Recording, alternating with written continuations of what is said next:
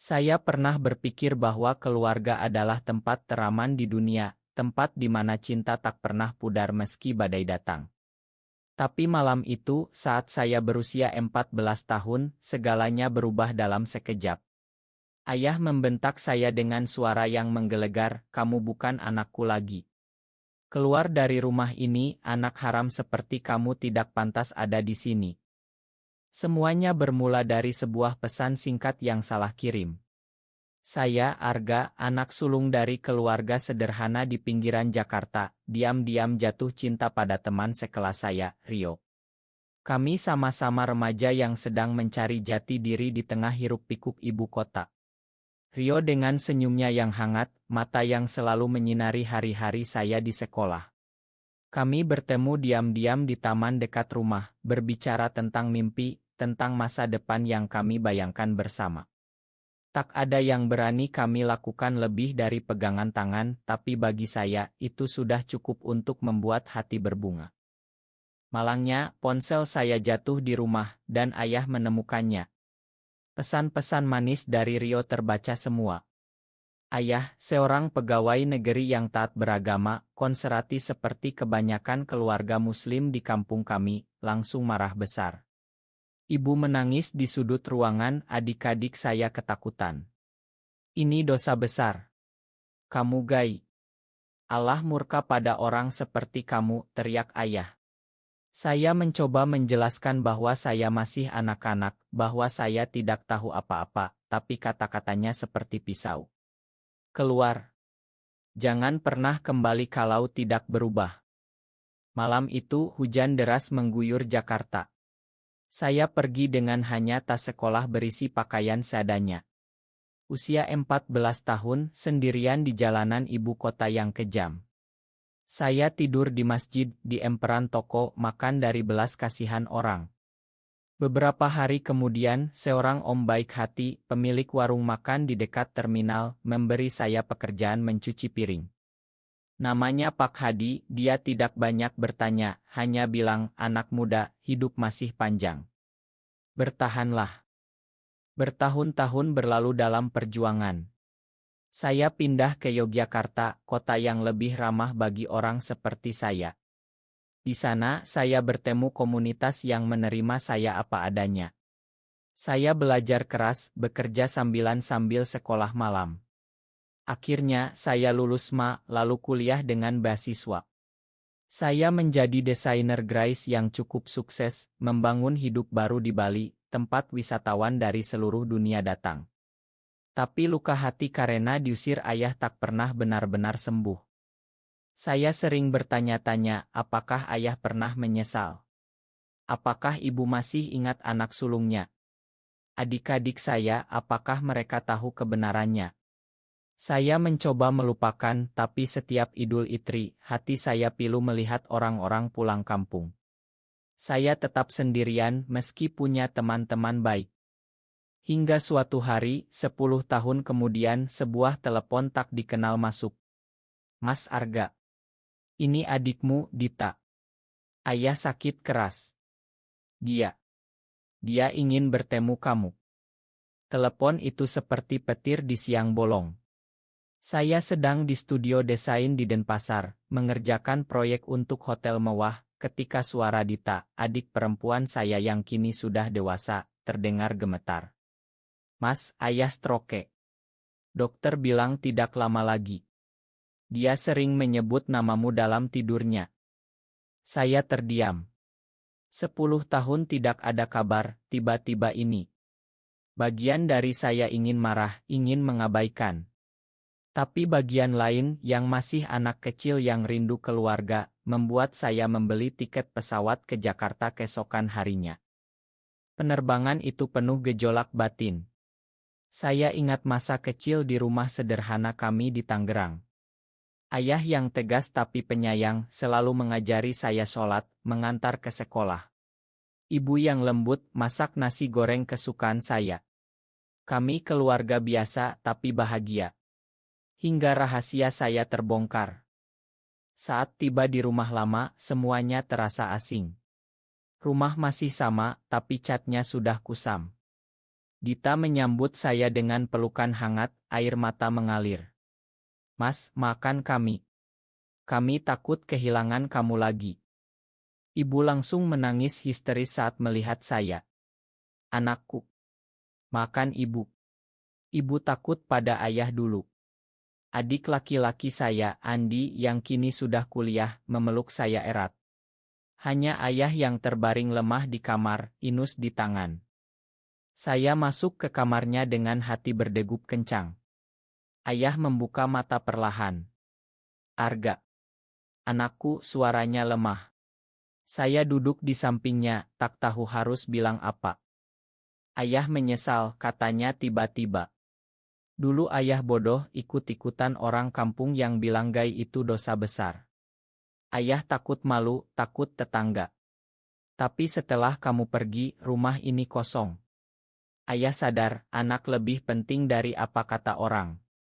Air mata saya jatuh. Saya ceritakan perjuangan saya, bagaimana saya bertahan sendirian, bagaimana saya sukses tapi selalu kesepian. Ayah mendengar dengan mata berkaca. Ayah bangga padamu. Kamu lebih kuat dari ayah. Tapi tidak semuanya mulus. Saat saya di rumah, tetangga mulai bergosip. Itu anaknya Pak Haji yang dulu diusir karena. Itu loh. Beberapa saudara jauh menjauh.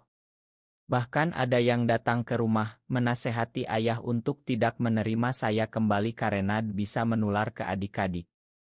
Konflik muncul saat seorang ustadz kampung datang, mengatakan bahwa menerima anak gay berarti mendukung dosa. Ayah, meski lemah, membela saya. Dia anakku. Allah Maha Pengampun. Siapa kita menghakimi? Saya tinggal beberapa minggu membantu merawat ayah. Di sela-sela itu, saya bertemu lagi dengan Rio, cinta pertama saya. Dia kini sudah menikah, punya anak, tapi kami bertemu sebagai teman. Aku selalu doakan kamu, gak, katanya. Itu menyembuhkan sebagian luka lama. Ayah semakin lemah, tapi kehadiran saya seolah memberi semangat baru. Kami banyak berbicara malam-malam, tentang hidup, tentang agama, tentang penerimaan. Ayah bilang dulu ayah salah paham Al-Quran. Sekarang ayah baca lagi, Allah cinta pada semua ciptaannya.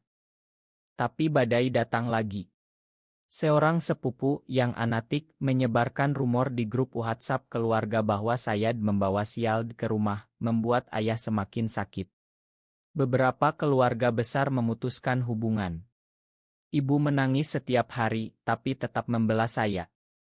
Saya hampir menyerah, ingin kembali ke Bali. Tapi Dita bilang, Mas, jangan pergi lagi. Kami butuh kamu. Di tengah itu, saya bertemu seseorang baru. Namanya Bayu, seorang dokter muda yang merawat ayah di rumah sakit. Dia ramah, hangat, dan ternyata juga gay. Kami berbicara banyak saat menunggu di koridor rumah sakit. Bayu dari keluarga terbuka, orang tuanya menerima dia apa adanya. Cinta itu indah, gak? Jangan biarkan masa lalu menghalangi, katanya. Perlahan kami dekat. Bayu menemani saya saat ayah kritis. Dia pegang tangan saya saat saya menangis. Untuk pertama kalinya setelah Rio, saya merasakan cinta lagi yang dewasa, penuh pengertian. Tapi rahasia kami hampir terbongkar saat Bayu menginap di rumah untuk membantu malam hari. Seorang tetangga melihat dan gosip menyebar liar. Anak Pak Haji bawa pacar cowok. Ayah marah pada tetangga itu meski badannya lemah. Urusi rumah sendiri. Anakku bahagia, itu yang penting. Konflik memuncak saat ayah masuk ICU. Keluarga besar berkumpul dan ada yang menyalahkan saya.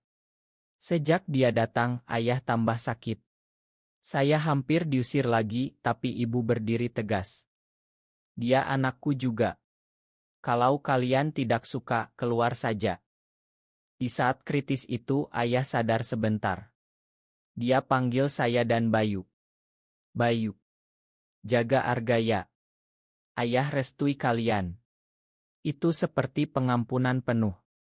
Ayah meninggal 2 hari kemudian, damai di pelukan kami semua. Pemakaman ramai, tapi banyak yang datang karena hormat pada ayah, bukan pada saya. Beberapa masih memandang sinis, tapi saya sudah belajar tegar. Setelah pemakaman, saya memutuskan tinggal lebih lama di Jakarta untuk membantu ibu dan adik-adik. Bayu mendukung, dia pindah tugas ke rumah sakit di Jakarta. Kami mulai hidup bersama diam-diam di apartemen kecil. Tapi pengkhianatan datang dari tempat tak terduga. Sepupu yang anatik itu ternyata diam-diam merekam percakapan saya dengan Bayu dan menyebarkannya di media sosial. Video itu viral di kampung, anak gay kembali bawa pasangan.